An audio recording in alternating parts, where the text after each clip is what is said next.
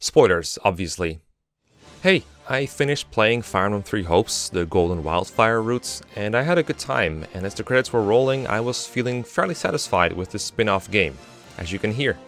I really enjoyed the experience overall. I would recommend this game to people with my-ish tastes. And my tastes, like I said at the start of the whole thing, I like Warriors games, or rather I liked Fire Emblem Warriors and I liked Fire Emblem Three Houses. What I liked the most about this game by far was just the whole exploration of another kind of like what if scenario. What if, the Lords never met Byleth is basically what this whole concept is, and I like that. I thought I wouldn't like it as much, but I'd like it. I was entertained, I was intrigued as the story unfolded, like where is this going? But then after I started thinking back, I realized that there was a lot about the story that feels unresolved, and I don't like that feeling, so that's why I'd like to talk about it today.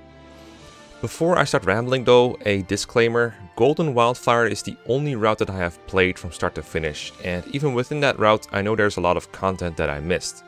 I know for a fact that what I got is supposedly a, or maybe the, bad ending.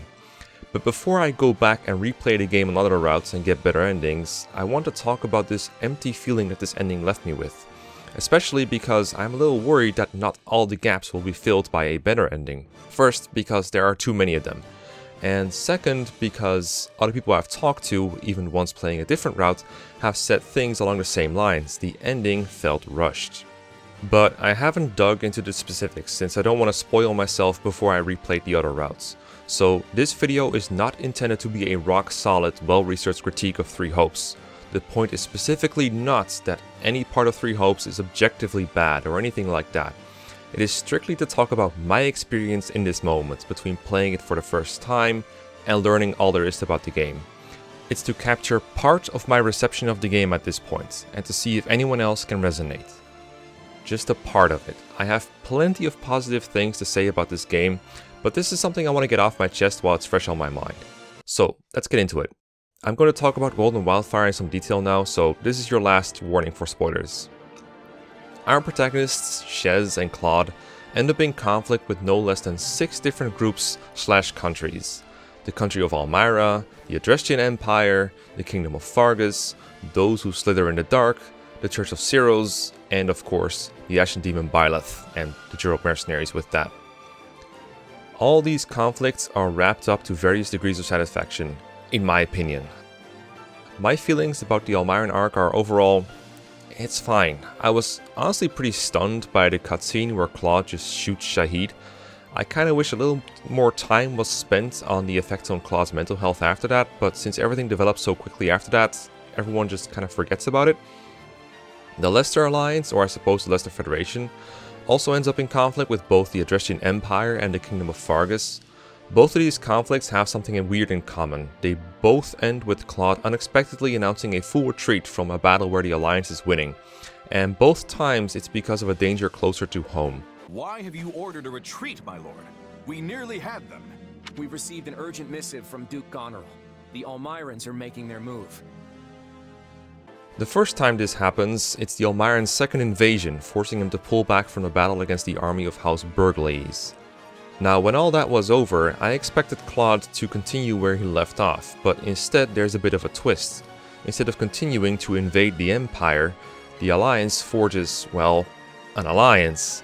Edelgard and Claude shake hands and they start working together. I thought that was pretty cool. And when Claude is basically ready to take over the Kingdom of Fargus, those nasty Slytherins pop up and start doing bandit things in Claude's home territory, so he has to take care of that. So we have a whole chapter of the Federation trying to uproot those who slither in the dark, and it never really ends. They pop up a couple more times during the story, and you even fight Solon, who ends up escaping, and nothing is ever really answered. As far as I know, when the game ends, there are still Slytherins hiding in a bathroom beneath a castle somewhere. Now, when I thought Claude would continue his campaign against Fargus, he instead goes after Rhea and the Central Church, and only them. He leaves the remains of the Fargus army to Edelgard. Now, the kingdom was sheltering the Central Church, and Dimitri isn't exactly super stoked about letting Claude chase after them since he feels like the kingdom owes the church. Dimitri cannot outright sever his ties with the church, but he does decide to not aid them against the Leicester Federation. At this point, I felt like Claude was basically walking the path that Edelgard did in the original Three Houses as he went up against Rhea and the Central Church. That part is pretty straightforward. Claude defeats but spares Sedith and Flayn, and then fights Rhea, who's taking the form of Ceros once again. When Ceros is nearly down, she transforms into the Immaculate One, but is still killed by Claude. So far, I think only the Slither boys left some questions behind. Everything else was at least somewhat wrapped up. I don't mean to say that there is nothing to criticize it for. I'm sure there is. It felt a bit rushed, the route as a whole feels like it jumps all over the place a little too fast. But that's not what this video is about.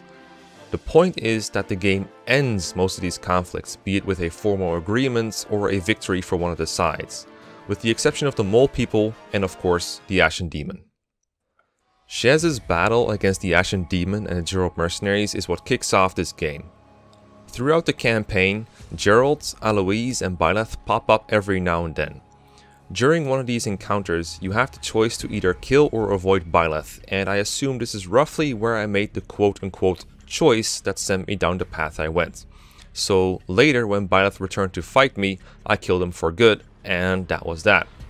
Arvel and Shez were both kind of like, yeah, I don't know, this doesn't feel as great as it should, and that's basically the last anyone ever spoke of them. So all the build-up this game did for me about the origins of Shez and Byleth had no resolutions for me, and I won't have it until I replay the game. I know there's got to be more to this. I know there's at least one extra chapter that I missed that's got some extra weird unlocking requirements.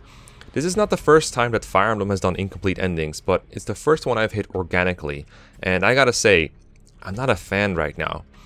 The first time I played the Binding Blade, I looked up how to get the real ending, so I never experienced what it was like to see Zephiel's throne and have the characters go, oh, what about that Dark Priestess? Oh well, whatever, let's get to the credits.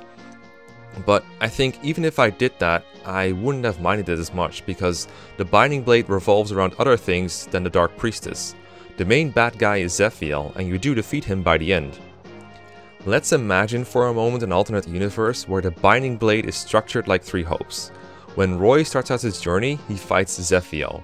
Then he fights him like 4 more times throughout the game. And all along he has visions of Fa in his head, telling him they need to get stronger to defeat the Bashan demon. And we see that Zephiel is possessed by another dragon ghost called Jan. And near the end of the Zephiel chapter you beat him down, and then that's it. The game ends and you never find out what was up with these weird dragon ghosts.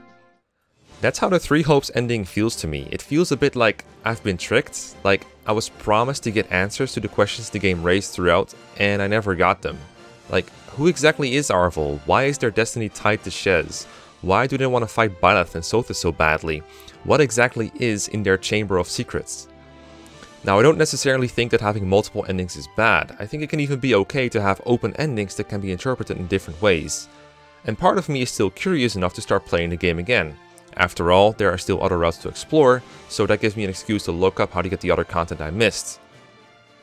But still, the fact that it's not just possible but likely that you play through this game that focuses a lot on the relationship between Shez and Arvel and Byleth and Sothis, only to leave it hanging, it doesn't feel proper to me. So that's the question I'd like to pose to you all. How do you feel about this? Did any of you get the same ending I did? Do you think it's fine for games to set up questions that it's not necessarily going to answer? Let me know down below.